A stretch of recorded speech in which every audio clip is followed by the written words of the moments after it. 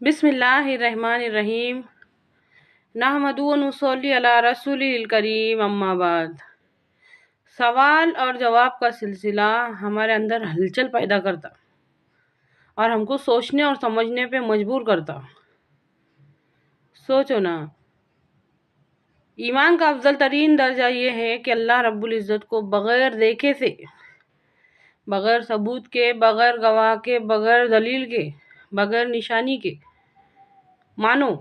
یہ ایمان کا افضل ترین درجہ ہے،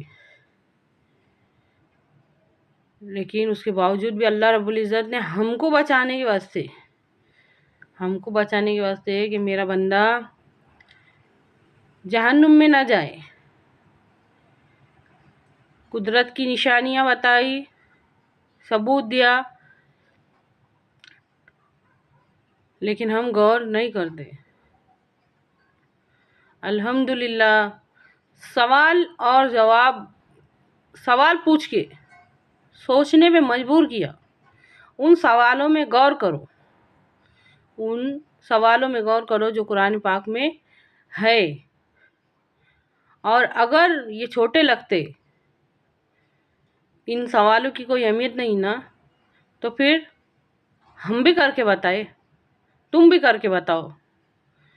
سوچو، قرآن پاک میں اللہ تعالیٰ ارشاد فرماتا ہے، کیا تم خود بخود پیدا ہو گئے ہو؟ اس سوال کے بارے میں سوچ کے دیکھو۔ کیا تم نے اپنے آپ کو اپنے ہاتھوں سے بنایا ہے؟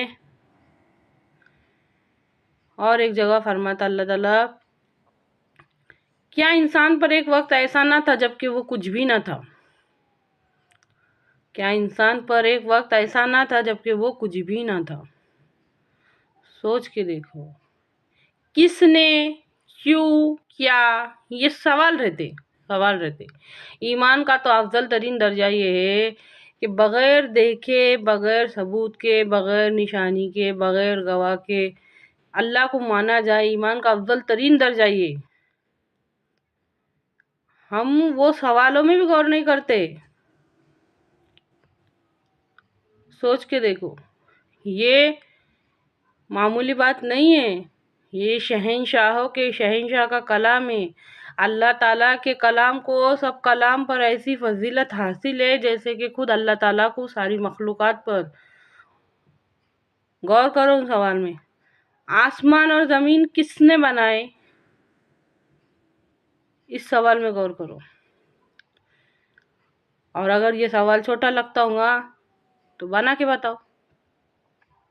سورج اور چاند کس نے بنائے؟ سوچو۔ ہماری آنکھوں کو دیکھنے کی طاقت کس نے دی؟ کانوں کو سننے کی طاقت کس نے دی؟ زبان کو بولنے کی، چکھنے کی طاقت کس نے دی؟ ہاتھوں کو ہلنے کی طاقت کس نے دی؟ پاؤں کو چلنے کی طاقت کس نے دی؟ سوچنے اور سمجھنے کی طاقت کس نے دی؟ کون ہے جو سانسوں کو چلا رہا ہے؟ کون ہے وہ جو دل کو دھڑکا رہا ہے؟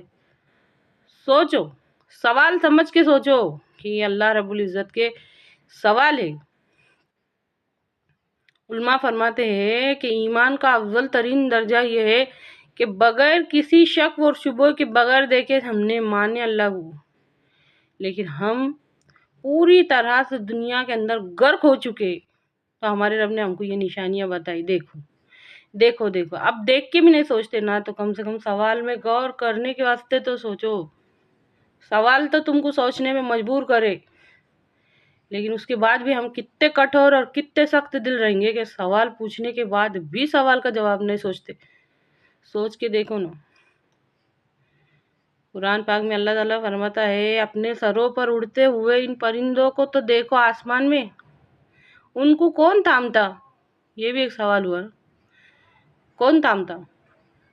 سوچ کے دیکھو، ایک ہوا میں کاغذ اچھال کے بتاؤ۔ قرآن پاک میں اللہ تعالیٰ ارشاد فرماتا ہے، اور اس بات میں بھی ان کے واسطے سوچنے سمجھنے کا اور غور و فکر کرنے کا مقام ہے کہ وہ جو گائے کے پیٹوں میں گوبر اور لہو ہوتا ہے، گائے اور بھینسوں کے پیٹوں میں جو گوبر اور لہو ہوتا ہے، اس کو ہٹا کے ہم تم کو خالص اور خوشگوار ذائقے دار دودھ پلاتے ہیں۔ کیا کوئی اور بھی ہے جو یہ سب کر کے دکھائے؟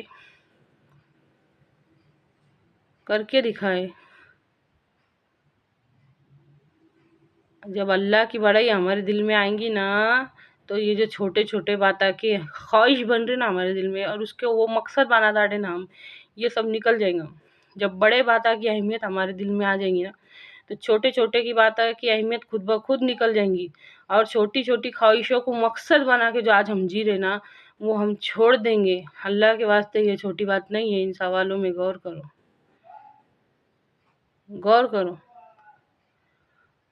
پھلوں کے رنگ اور اس کے ذائقے اور اس میں مٹاس اور اس میں خوشبو اور اس کا کلر، سوچو، اس کا ہر پھل کا الگ الگ ذائقہ۔ کیا کوئی اور بھی ہے جو یہ سب کر کے دکھائے؟ نہیں کر سکتا نا کوئی اللہ کے سوا۔ اسی اللہ نے ہمارے واسطے ہدایت کے واسطے قرآن نازل کیا، اسی ہمارے پروردگار نے ہماری ہدایت کے واسطے نبی صلی اللہ علیہ وسلم کو بھیجے۔ سوچو، اللہ سے دور، ہدایت سے دور، رسول صلی اللہ علیہ وسلم کی تعلیمات سے دور، ہم اپنی من مرضی کی زندگی گزار رہے۔ اللہ کے واسطے غور کرو۔ سوال اور جواب کا سلسلہ انسان کے اندر ہلچل مچاتا۔